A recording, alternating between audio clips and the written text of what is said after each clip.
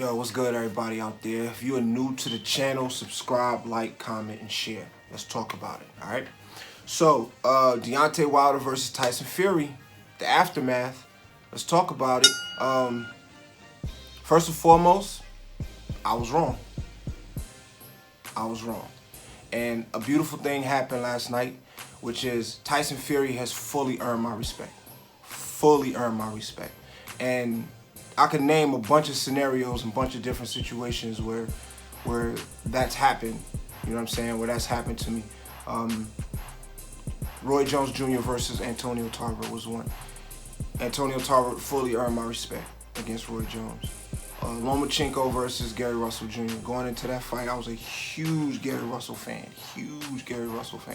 So going into that fight, of course, I picked Gary Russell to win that fight. Lomachenko came out there and just made Gary Russell look average.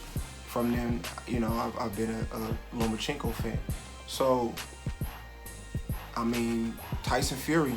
I mean, I'm going to get into more of Tyson Fury in a minute, but I'm going to start off with Deantay Wilder. Deantay Wilder showed a lot of heart. He showed a lot of guts. What he didn't show was a whole lot of boxing skill. And that's been the main thing that people have been critical of him about, his boxing skill. And I have to say it was on full display. I have to be honest and say it was on full display. I've defended him, you know what I mean, a lot. And I still think that he does some things well, but his inability to make, the thing about boxing that makes you great is your ability to make adjustments. That's not just for you, that's for your corner as well. His inability to make the adjustments was on full display. And not just him, his corner, their inability to make the adjustment was on full display. When Tyson Fury was taking away Deantay Wilder's weapons, neither him nor his corner had any answers for it, right? And there were a lot of things that he could have done, and a lot of ways that he can improve. My last video, I said Deantay Wilder had to make minimal adjustments, but that was based on me underestimating Tyson Fury. I underestimated Tyson Fury. Part of the reason for my underestimation is that, you know, I only had sample sizes of his greatness. Sample sizes.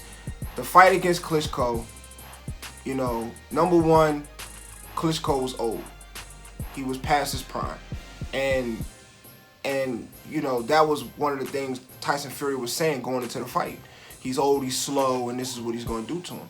So Tyson Fury just used his youth advantage, his height advantage, his reach advantage to pretty much just, and the fact that Klitschko is not used to dealing with fighters that move a lot. And not just move a lot, but move a lot and also have the reach advantage. So I thought he just used his advantages very well, and he outpointed Klitschko to a pity-pat win. Personally, I respected the win, but for me, I'm a guts and, you know, I'm a blood and guts guy. You know what I mean? For heavyweights, I gotta see some action. I gotta see some knockouts. Somebody get buzzed. It's just what I'm accustomed to, and that's just what, you know, what I like as a consumer of heavyweight boxing. You know what I'm saying? Lower divisions, yeah, I'm cool on seeing a whole bunch of skills and stuff.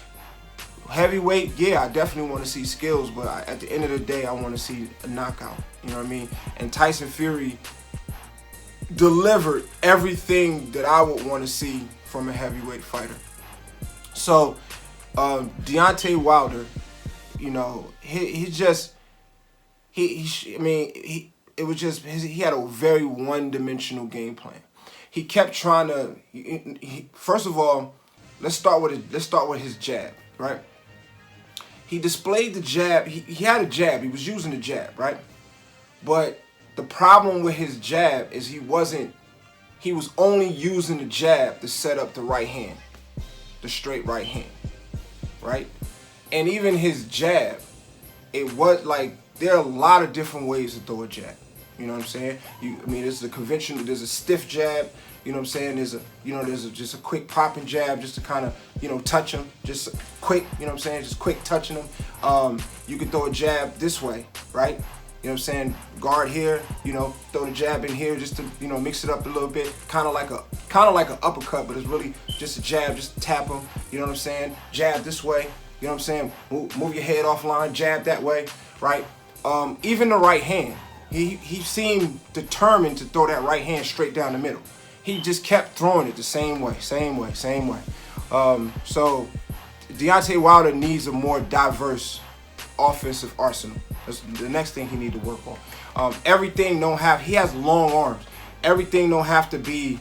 I can't even do this because he don't hold his hands up, and that's another thing. He need to get his hands up.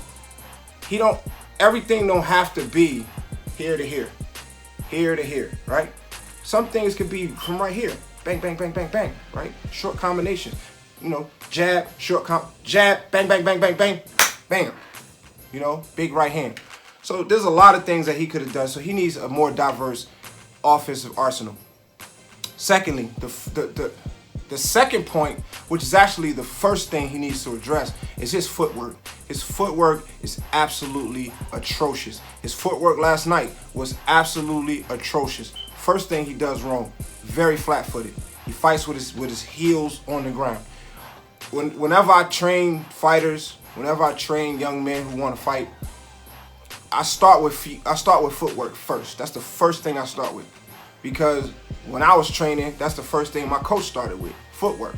We're not going to even get into any offense until we learn footwork. So he needs to get his footwork right. Here's a couple things that he do wrong. First of all, he's flat-footed. Even when you see him, he's flat-footed and he's wide-stanced, right? Which is really dangerous for somebody with small legs. But he's wide-stanced. And when you see him move, pay attention to it. When you see him move, he moves and which is a cardinal sin, really. He moves and he rolls back on his heels and then his foot comes up. The front of his foot comes up first. And then he moves his foot. So that's cardinal sin number one. Cardinal sin number two with his footwork. When he goes to retreat, he brings his lead foot back first and then his back foot, support foot, support leg, whatever you want to call it. So that's another cardinal sin. You know what I'm saying? He needs to learn how to, when he's moving, step back with the back foot. That way, even if when you step back with the back foot, you're already creating distance. You know what I mean? And you're already creating distance. You don't even have to do a whole bunch of swaying, because as soon as you step back with the back foot, you create just enough distance. So you create enough distance to get away from the shot, but also you're still stable. So even if you take a shot in that situation, you're not gonna lose balance, and also you're still able to throw a shot, right? So you step back with your back foot, and then you bring your lead foot with you, and by the time you fully correct, you're right back in your stance. And I made a video about Anthony Joshua after he got beat by Andy Ruiz, and he was doing the same thing. You know what I'm saying? Very undisciplined footwork. And when you're in a ring and you switched on, your stance have to be maintained. You have to maintain a stance. If you advance or retreat by walking, meaning putting one foot in front of the other, you're cooked.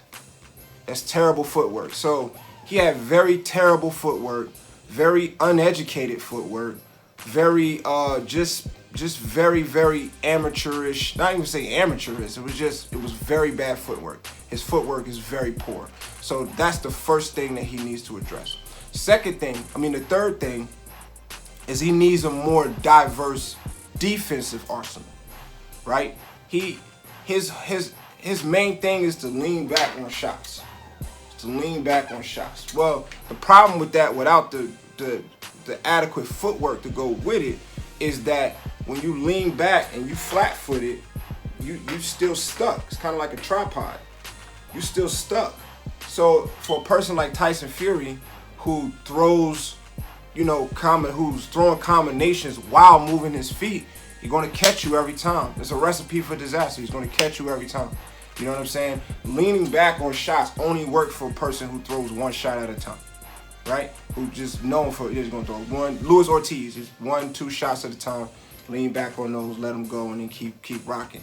But for somebody the person that made leaning back famous was Muhammad Ali. Muhammad Ali fought on the balls of his feet, though, right? So Muhammad Ali would lean backwards but be stepping back at the same time. Deantay Wilder leans back and then steps back as a countermeasure after he hasn't retreated enough with just him leaning back. then he goes a step back. Well, the problems with that is you going straight back, number one, so you have nowhere to go. And number two, you stuck in the second, and the top half of your body and the bottom half of your body are not working in concert. One is working independent from the other. So he needs to learn how to lean back and step back at the same time, if that's going to be his go-to thing. Now, what he needs to learn how to do is slip right, slip left. He needs to learn how to lean in. I've never seen him lean in on shots, right? There were plenty of times where he could have, especially for Tyson Fury, because he's a southpaw, right? Tyson Fury throw that jab, slip here, counter to the body, boom, step around, throw the right hand. That's easy. I mean, if I'm in his corner, that's listen. He throw the jab, slip outside, counter to the body. You all right? Slip outside, counter the body, step at the same time, and then your head is offline. Throw the right hand right over the middle. Right? Easy. These is easy things that he could do. You know, or just, you know what I'm saying? Like, instead of throwing that, when he's seen that right hand kept getting blocked by Fury's left hand, you know, throw the jab and then throw the right hand up under. Throw the jab, step through, throw the right hand up under. Right? Give him something else to think about. Give him something, because the thing about Wilder, when he feints, you know he's not going to do but one or two things. That's it. But if you're giving him more things to think about, you know, more ways to attack him, when you feint, it means more. You know what I'm saying? It means more. So he needs to work on those things. I heard they took the rematch. I think it's a good look. We'll see what happens. You know what I'm saying? But I have to give credit to Tyson Fury, full credit to Tyson Fury. And I'm about to say something that's really going to pain me to say, but I'm going to say it anyway.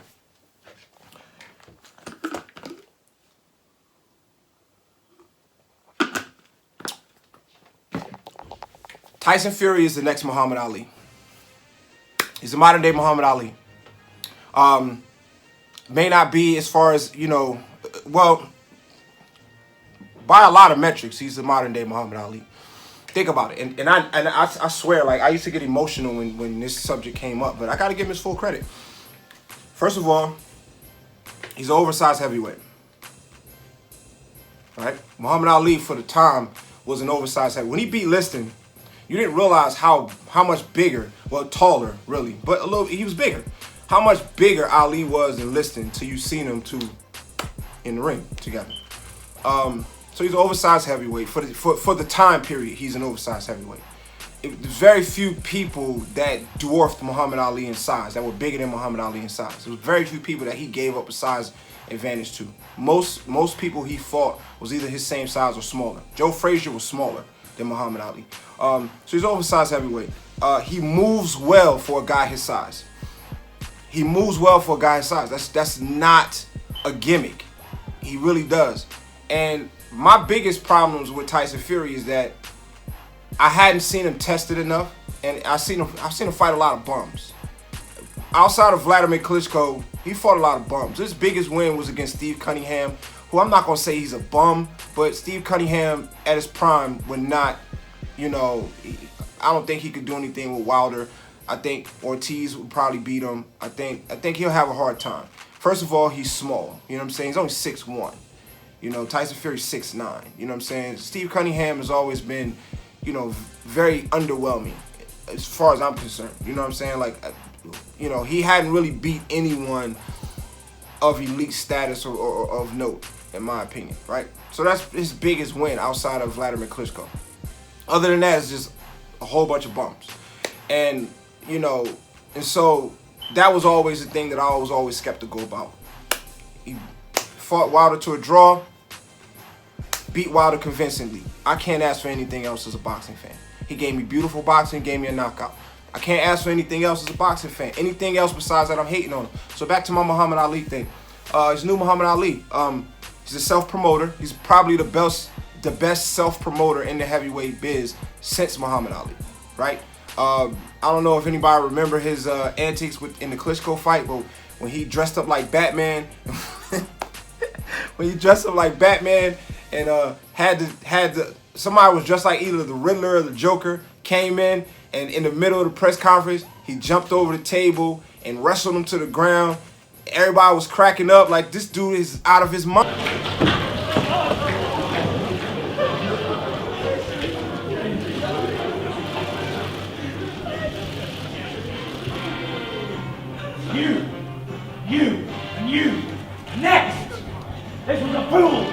like you are.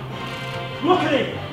That's how you'll be looking when you face me, 24th of October. You look up off your back, like that. You old idiot, you old fool. And you need to learn to speak English. You've took too many punches. I didn't understand anything you just said. So repeat your speech again, because nobody heard it. You, help me with this fool, get out of here. Moves well, says what he's going to do and he does it. He's good at all phases. He's good at the psychological part. He's good at fighting going forward. He's good at fighting going backwards. He's very elusive. He's not a huge power puncher, but he gets knockouts through his boxing IQ. He sets people up lovely. He gets knockouts through his boxing IQ. So Tyson Fury is the modern day Muhammad Ali. I've strayed away from that comment for a long time, but it's the truth. He's the next thing to Muhammad Ali, of course. And then you got to factor in, see, for us as African Americans, we endeared ourselves to Muhammad Ali for his struggles outside of the ring with racism, right?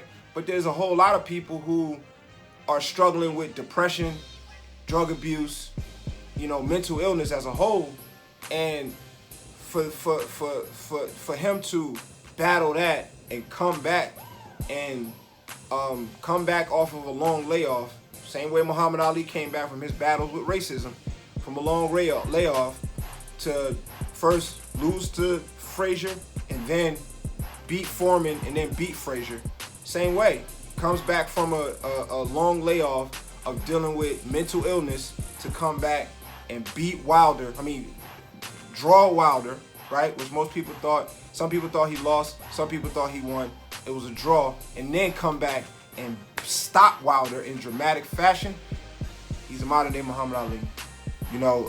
You could disagree, but your disagreements will be purely emotional. And I've had those disagreements, and now that I look back on them, those disagreements was purely emotional. So congratulations to Tyson Fury, the Gypsy King. He's earned my fandom. I've never been a fan of Tyson Fury. I'm a fan of Tyson Fury now. He's earned my fandom. The things that I don't like about him, I had to actually gut check myself and think about it. And it's not really, those things are small in the grand scheme of things. Certain things he says, certain things that he's done, but those things are small in the grand scheme of things. And I've been on record saying Tyson Fury is a fraud. I gotta walk that comment back. He is as advertised. Everything that he says he is. His fighting spirit is real. Now, can he be beat? Yes, I think he could be beat. I think I think Wilder, if he make those adjustments that I said, I think he could come back and actually get a win. But it's not many other people that I see in the heavyweight landscape that can beat Tyson Fury, especially those at the top level that like Joshua. I don't see Joshua beating Fury, and I've never seen Joshua beating Fury. When Fury was out, I said if Fury comes back, he'll beat Joshua the same way he beat Klitschko, and that's just, he's too big, he's too mobile, he's just too much of a reach advantage. Wilder, there's a chance because his reach advantage is not that much. Joshua, he has no chance. I don't think so. You know what I mean? He's just too small, and he's too.